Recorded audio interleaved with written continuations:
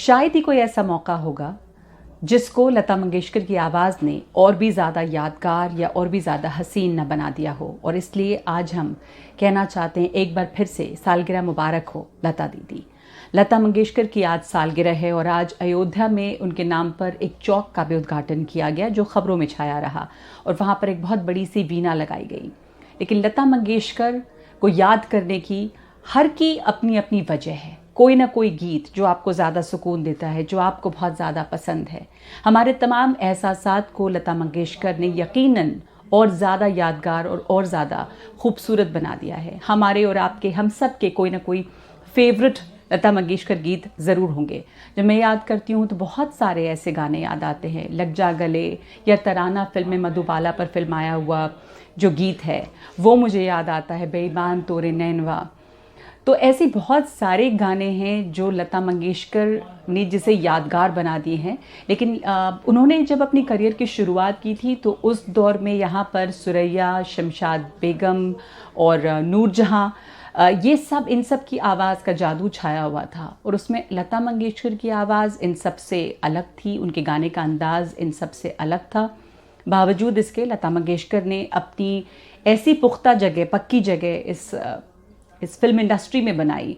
वैसे तो उन्होंने बहुत सारे बहुत किस्म के गाने गाए, पर हिंदी फिल्म इंडस्ट्री में गाने का एक वक्त ऐसा आया कि प्लेबैक सिंगिंग का दूसरा नाम बन गई थी लता मंगेशकर, या बनी हुई रही सालों तक, 70 साल तक लता मंगेशकर। और लता मंगेशकर ने इस सफ़र की शुरुआत जो है 40 के दशक में की, पर बहुत उन्हें मकबूलियत, बहुत पॉपुलैरिटी, उन्हें लोकप्रियता हासिल हुई एक गीत से, हिंदी के गीत से। वैसे तो उन्होंने मराठी के गीत पहले गाए फिल्मों में, पर 1948 में एक गीत गाया उन्होंने। गुलाम हैदर थे कंपोज़र जो थे, उनका नाम था गुलाम हैदर। और ये जो गीत है ये बहुत लोकप्रिय हुआ, दिल मेरा तोड़ा मुझे कहीं का ना छोड़ा।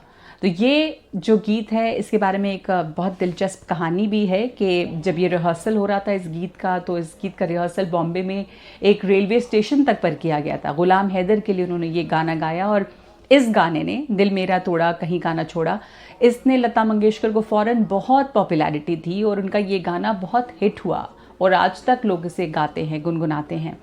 और नूरजहाँ उस दौर में बहुत छाई हुई थी, लेकिन बाद में जो एक फिल्म बनी नूरजहाँ, उसमें नूरजहाँ स्टाइल में ही उन्होंने गीत गाया है, एक निगाहें क्यों भटकती हैं।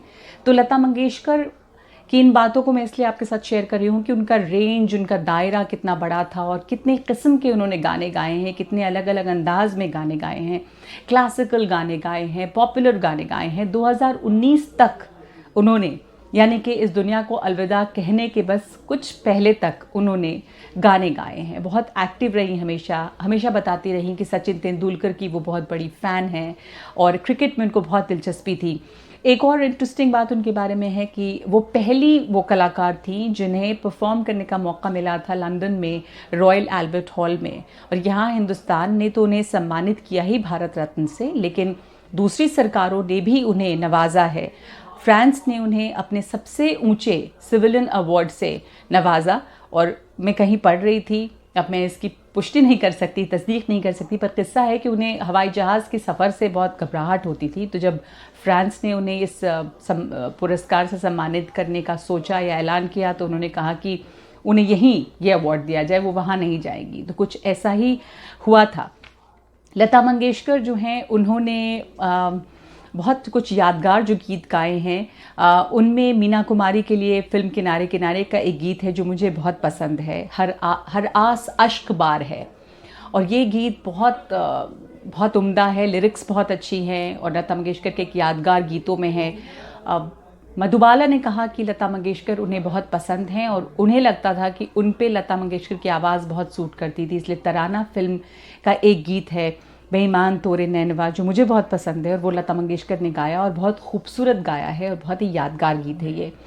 1962 में उन्होंने ए मेरे वतन के लोगों गाया। आपको याद होगा हिंदुस्तान और चीन की जो लड़ाई हुई थी, और उसके बाद जब ये गीत गाया उन्होंने, तो कहानी है इसके बारे में कि प्रधानमंत्री जवाहरलाल नेहरू ने उनसे जब ये गीत सुना तो उनकी आंखों में आंसू आ गए। तो ये जादू था लता मंगेशकर की आवाज़ में। उन्होंने 35 भाषाओं में गीत गाए हैं, हालांकि मराठी उनकी अपनी ज़ुबान थी, पर उर्दू बहुत बेहतरीन वो उनका तलफ़्फ़ुज़ था, प्रोनंसिएशन बहुत उन्होंने उर्दू सीखा था। भोजपुरी में उन्होंने गाने गाए हैं, और भोजपुरी जानने वाले या सुनने वाले जानते होंगे कि उन्होंने गीत गाया जा रे सुगना जा रे, जो बहुत ही हिट रहा।